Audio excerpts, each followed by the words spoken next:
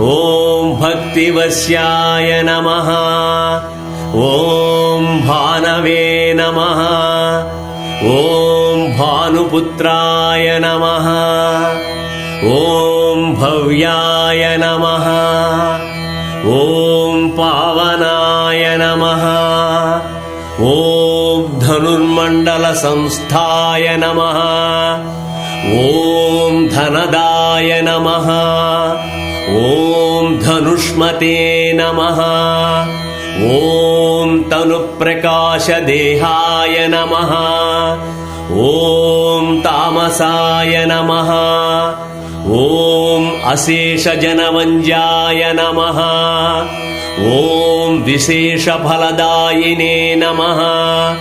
ॐ वशीकृतजनेशाय नमः। ॐ पशूनां पतये नमः।